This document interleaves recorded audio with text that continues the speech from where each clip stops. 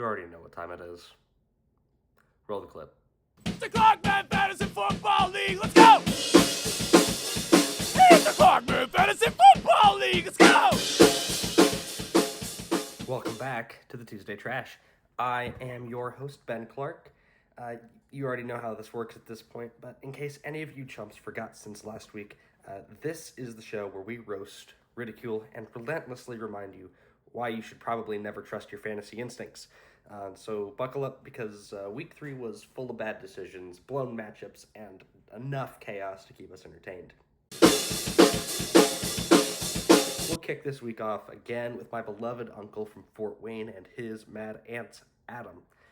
Quite frankly, it looks like you forgot to set your lineup this week.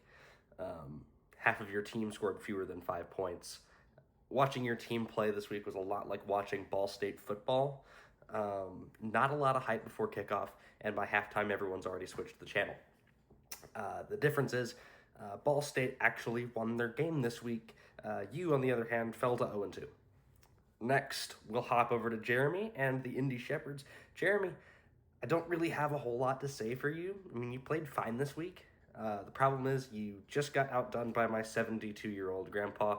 Happy belated, by the way.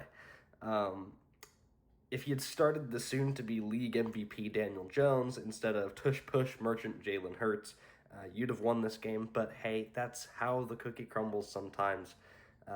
Sometimes you're the shepherd, sometimes you're the sheep. This week, you were a goat. Moving on to Josh. Again, Josh, you are also 0-2. Starting the Bears defense was a bold move. Bold in the same way that sticking a fork in the toaster is bold.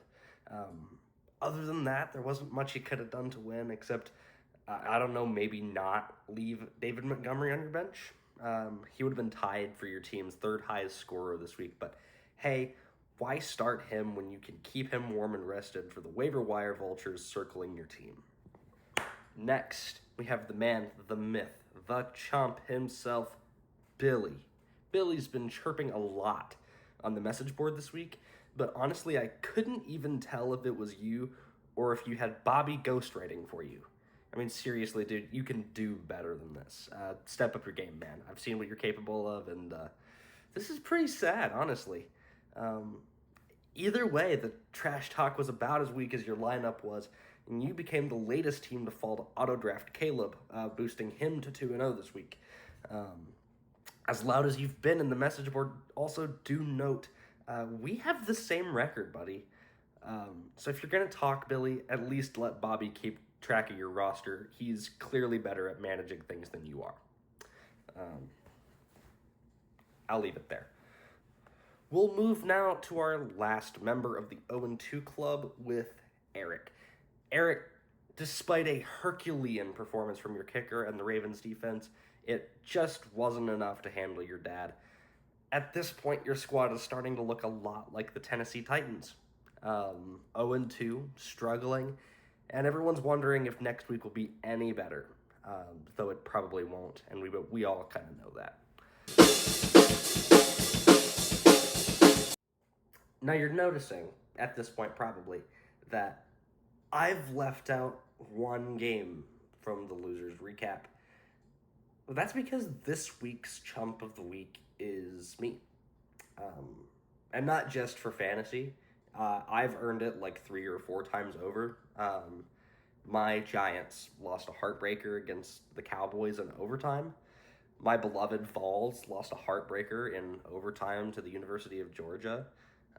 I came down with the sickness, and my fantasy team lost too, though we had no hopes of taking that one to overtime this week, because my team limped in with a grand total of 63.6 points, making it the lowest score of the week.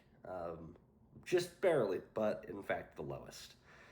Only one of my players cracked double digits, that being Giants wide receiver Malik Neighbors. Granted, my kicker also cracked double-digit points, but that's pretty sad that he's my second highest scoring contributor. Let's keep it real, though. No dynasty goes undefeated. It just doesn't happen. It didn't happen with the 85 Bears. It didn't happen with Jordan's Bulls. It didn't happen with the 07 Patriots. It certainly didn't happen with my 2018 fantasy team, which arguably was the greatest team ever assembled. But here's the kicker. My bench alone would have beaten Adam and Josh this week. Just the bench. Mind you, I have Josh Dobbs on my bench, and he is not going to take a snap all season unless Mac Jones dies. If I had started the correct players like I should have, I would have crushed everybody with a whopping score. I forgot the math on that one, but it would have been higher than everybody else in the league.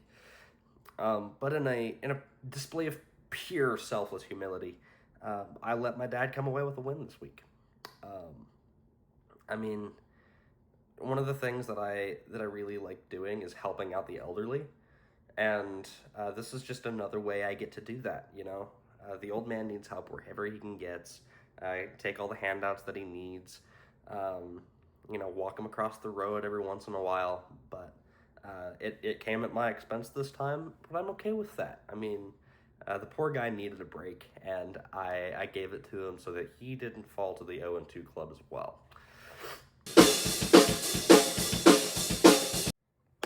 Now, I don't have any more apologies to dish out this week. Shout out Daniel Jones. But I do want to take the time to commemorate those who've fallen this week.